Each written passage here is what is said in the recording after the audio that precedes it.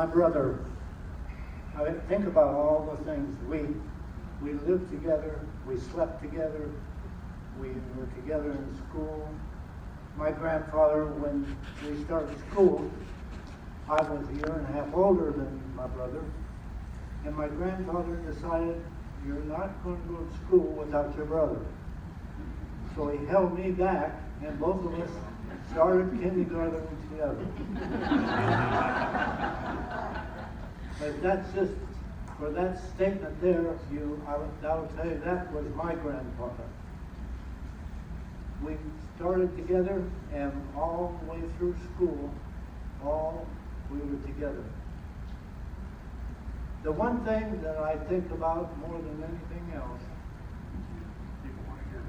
Can you hear me now? Yes. Okay, thank you. Thank you, David. The thing that I thought about today, we were talking about everything, and the only thing that got me excited today is that I remember in high school, I was pretty popular in high school, and everybody was really nice to me, and I never could figure out why I never had problems in high school. But I found out later in life that every time somebody did something or say something to me, my brother would beat them up. I didn't know that. And then, you know, I guess I was years old before I found this out. But that was my brother. He was always careful about himself, and he certainly cared about everybody around him. He cared about his job, he cared about people, and every time we talk about it, he would be discussing somebody else and not himself. That was Carl Drow. Thank you.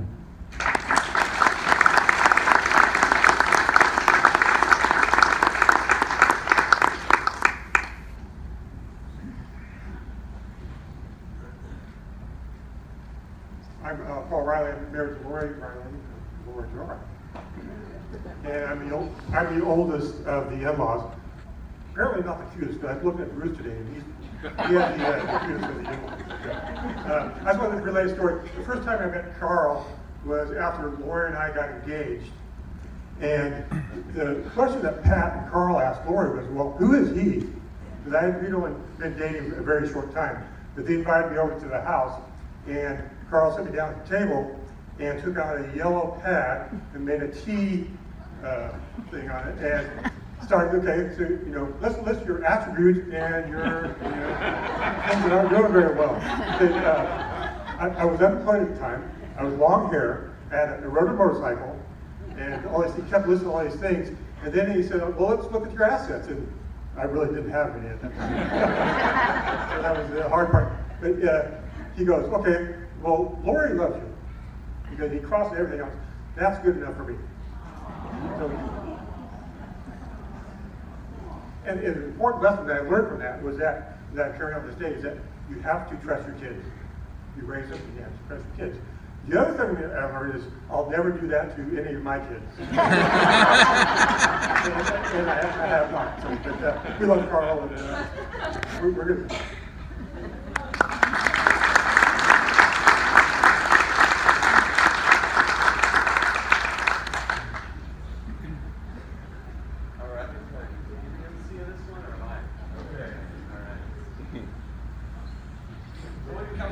I'll bring the microphone to you. We can bring the microphone out to everyone. Okay. All right. There you go. Makes it a little easier. Well, my name is Marilyn Vogel. Most of you know that already. My association with the Drows goes back to about 1968. We started sailing, and the beginning of the sailing season was for racing and sailing was a Commodore's Ball.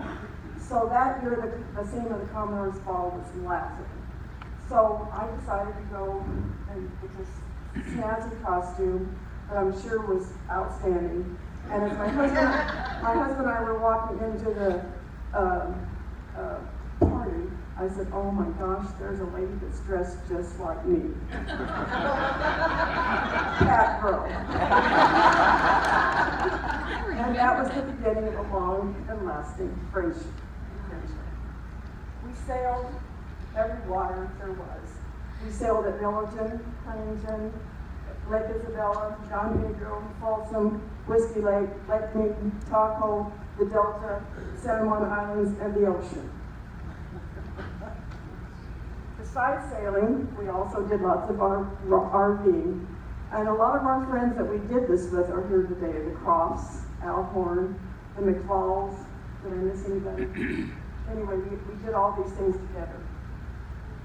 And the Veterans Day, we took our trailers out to the desert, and we took our guns and our ammunition and our targets, and we shot up the desert. We also went to Port Site in Mexico quite a few times. And one of the things we always did was usually have a campfire, some sort of entertainment. And Carl always had his guitar. And we had many a good time around the campfire.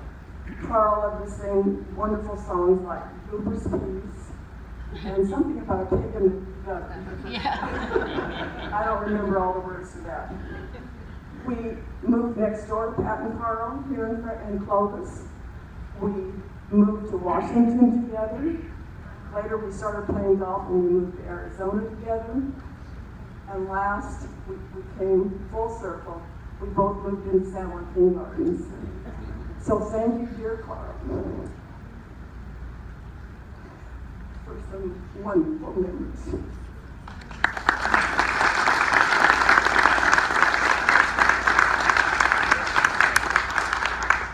I first met Carl and Pat when Pat was pregnant with one of the girls, or at least one of the children. And Carl and I worked together at Weldon School for several years. And Carl, every summer, after summer, Carl would come and I said, "What new car do you have this year?" Because every year he got a different car. And one of his favorite cars was his camper, Volkswagen camper. And one time I was at Morro Bay because I knew they were coming over, and I was playing golf on the 14th, standing on the 14th tee, and I look over on the road, and here comes somebody in a Trail 90. That's the motorcycle, and it was Carl. And I didn't see Pat or any of the kids, and so I waved him down, and he said, "Well, we broke down in Shandon. We got towed to Paso Robles. We rented a car, and we put everything that we had in the camper in the rental car. But we couldn't get the motorcycle in the rented car, so I had to drive it over to the camp. We were going to stay in the campground right down by the marina by the Morro Bay Golf Course." So, Carl, one thing about Carl, I never heard him finish a song on his guitar. He never finished. What I always admired Carl, he was a Commodore, and we took many trips with Pat and Carl was the Commodore, and he'd be yelling his instructions to his crew, which was Pat, and she would very calmly just do whatever she was supposed to do, and he's still yelling at her because he was a Commodore.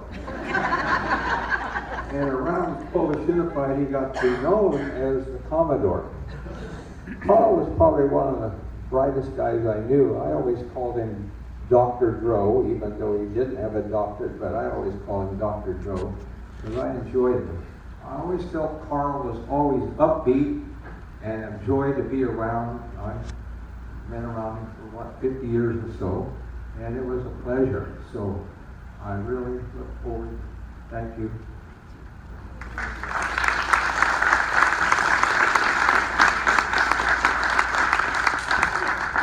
Anyone else?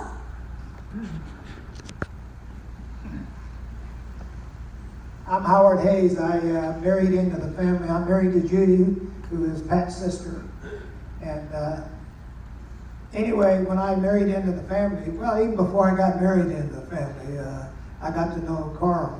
And right off the bat, we hit it off because I came out here and became an Okie also. A few years later, maybe 3 or 4, but anyway, we had something in common because we both had to do piecework to make a living. And he and I both were so young when we did it, we thought we were having fun. Today I look back and I'm thinking, we were just homeless. We lived, wherever we could go, we made a room out of pallets and slept in the back of our car and cooked on a coal stove. Anyway, the thing I'd like to say about Carl is he and I played golf, we boated, we fished. Neither one of us caught much fish, but we fished a lot. But he usually did catch more fish than I did. We did a lot of things together, but there were 2 things that we did that him and I never agreed on. And one was how to cut kindling for firewood.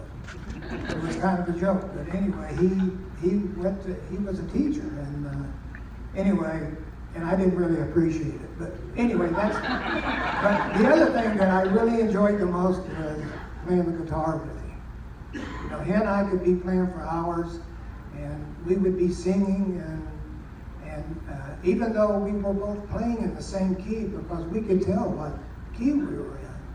But Lord knows what key he was playing in sometimes. And maybe he thought the same about me. But anyway,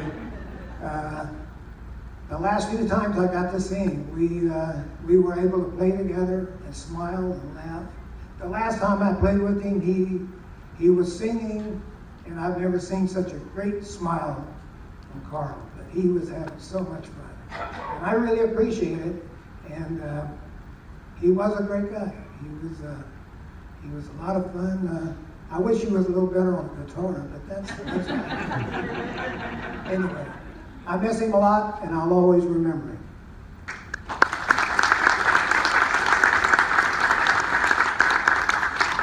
We're going to have a couple pieces of music now by family members, and then right after they are done with their 2 pieces of music, this is how we're going to do refreshments. These 3 tables first, because that's primarily where family is.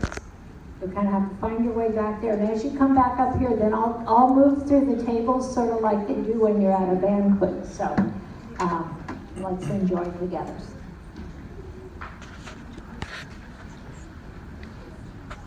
We're going to sing a song for you right now, an old Karen Carpenter song. It was requested because this was a favorite song of the families that when they were sailing, during the time this came out, according to Lori, his daughter, they would sing this song at the top of their lungs and have a great time. And from all the things I just heard about Carl, I can only imagine that he was singing at the top of his lungs too. So we would like to do this for you now, and we invite you to sing along.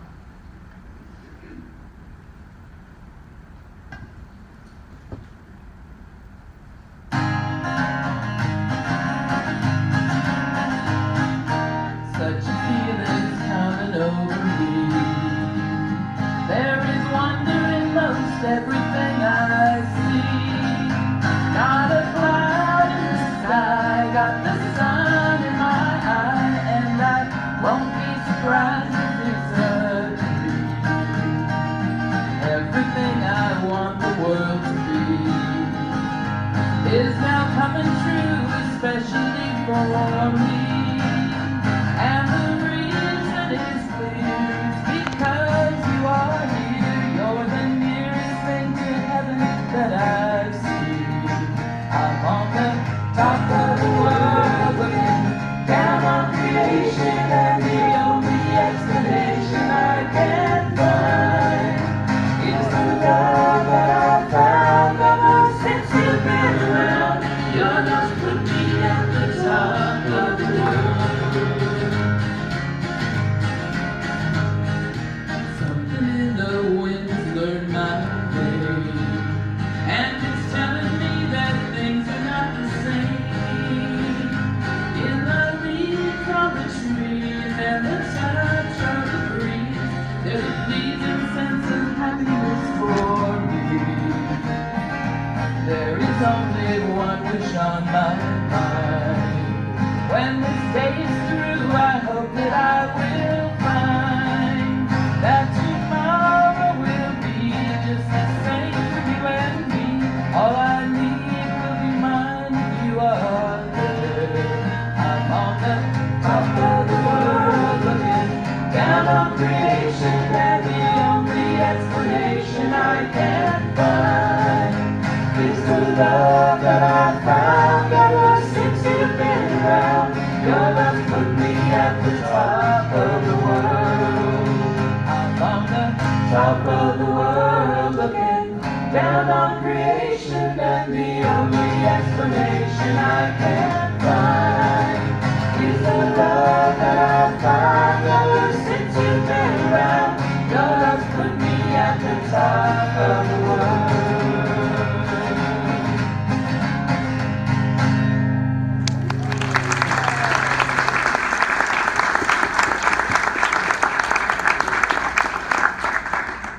And this song, we tried to find a song.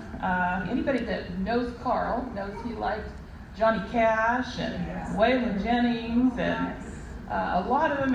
And there was a request for let's do a song that would be from one of them. But a lot of the songs that they sang, we didn't feel just quite fit in perfectly. So we tried to find a song that they all did.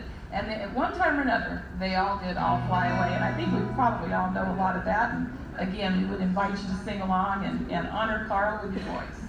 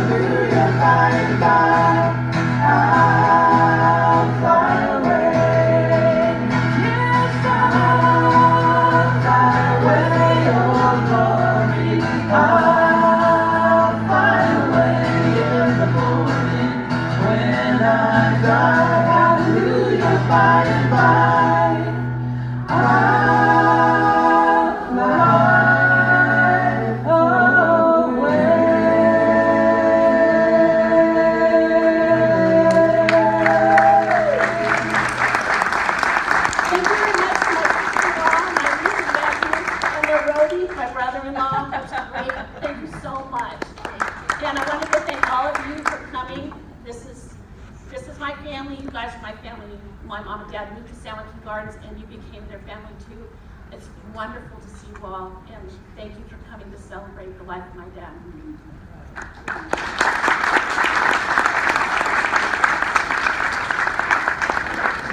Anybody at these front tables that wants refreshments, please go help yourselves. And the tables right next to you, as you see them coming back, you find your way back there as well. But we'll start with these front tables here.